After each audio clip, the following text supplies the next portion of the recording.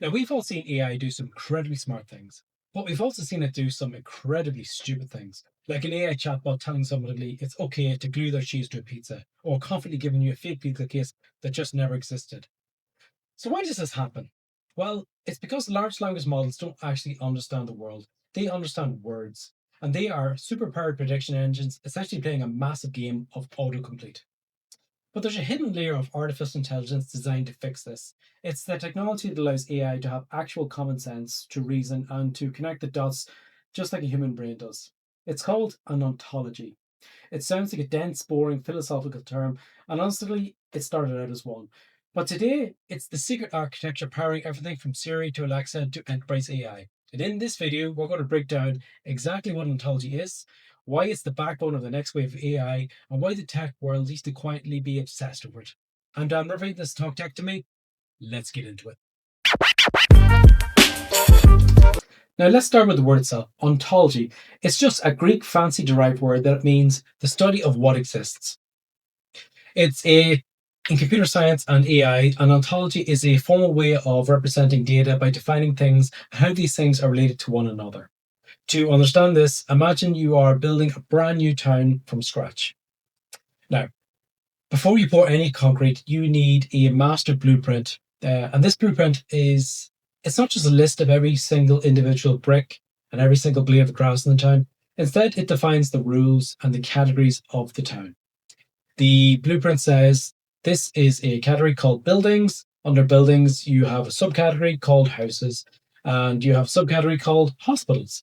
This blueprint also defines relationships. So a doctor, which belongs to a category of people, works in a hospital and looks after patients that are treated by the doctor. So this master blueprint is your ontology. It's the abstract structure. It defines the grammar of the world.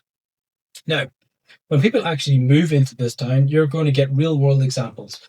Dr. Smith moves in.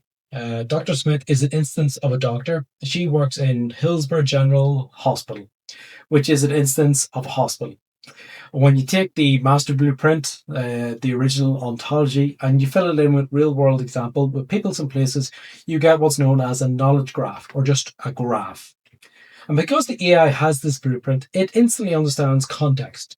If you tell the AI, Dr. Smith is sick today, the AI can look at the blueprint, reason that patients in Hillsborough General Hospital might have delayed appointments today, and proactively look for cover, so it looks for other doctors.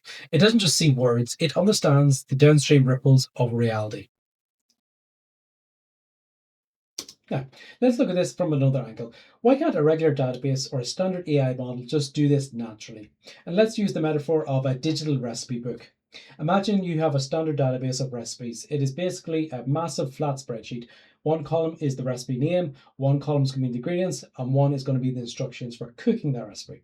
So if you search this essentially spreadsheet for vegetarian dinner, the computer is going to look for literally the word vegetarian. And if a recipe of a beautiful pasta dish says ingredients, tomato, basil, olive, garlic, but never explicitly uses the word vegetarian, a standard search is actually going to miss it entirely. Now, let's give that recipe app to an ontology. And the ontology is a set of rules that teaches the app how food actually works.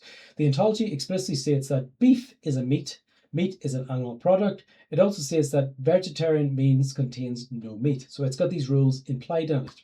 Now, when you search for vegetarian dinner, the AI looks for pasta and the rest. It looks at pasta and it sees tomato, basil, olive, and it checks this against its ontology. And because none of these items are classified under meat, therefore it can logically deduce that this pasta is a vegetarian dish, even though the word vegetarian is not mentioned anywhere on the page. This is the power of an ontology. It allows AI to read between the lines and make logical deductions based on established rules of reality. Now, this brings us to one of the biggest problems in enterprise technology and AI today: data silos. Different systems talking completely different languages to one another. Ontologies act as the universal translator in this instance. Imagine three different global departments within a business. The sales teams uses software that tracks its clients. The support team uses a system that tracks tickets from users. And the finance team will typically track invoices sent to accounts. Now, to a human, we all know that a client a user, and an account are often the exact same thing or the exact same human being within a company. But to a standard AI or computer system, these are three completely different data strings. If you ask an AI, show me everything about company X, it might just pull the sales database records because the other databases use different words, different terminologies that is completely alien to what it's looking for. Enter the enterprise ontology. It sits above all of these systems like a Universal Translator or a modern day Rosetta Stone. The ontology establishes a master rule. Client is system A is equivalent to user in system B, which is equivalent to account in system C. Now, when an AI agent is tasked with an autonomous workflow like onboarding a new customer or handling a billing dispute, it doesn't get confused by the different terminology. It navigates the corporate landscape effortlessly because it has a map that translates the underlying meaning, not just the text. So, why are we talking about this right now in 2026? Why is this old computer science concept suddenly become the hottest topic in AI development? Well, it's down to one word: agents. We are rapidly moving away from simple chatbots where you type in a prompt and you get a paragraph of text out.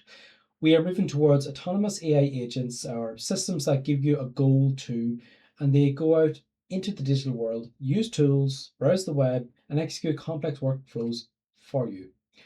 But here's the catch. If an AI agent doesn't have strict boundaries and deep logical understanding of the domain it's working in, it will fail. Now, a chatbot hallucinating a recipe is annoying. An autonomous AI agent hallucinating financial reports or records or medical data is absolutely catastrophic. Ontologies provide the guardrails and the logical engine for those agents. By pairing a large language model with a strict, well-defined ontology, you get the best of both worlds. The fluid, natural communication from an LLM, backed by the undeniable, hard-coded facts and relationship of an ontology. This framework is what engineers are calling a knowledge graph or an advanced RAG, retrieval augmented generation. So the next time you see an AI system smoothly connect complex tasks together, cross-reference data across an entire corporation, or execute a multi-step task without getting confused, remember, it is not magic. It's structure. It's an ontology mapping out the world so that the machine can finally understand it. Now, if you want to deep dive into how we build these kind of knowledge graphs and connect the autonomous world together, look for some of my other videos. If you enjoyed this video and you liked sort of me and my tech breakdowns, please like and subscribe for more content. I've been Dan Murphy. Be good to yourselves. I'll see you on the next one. Bye bye.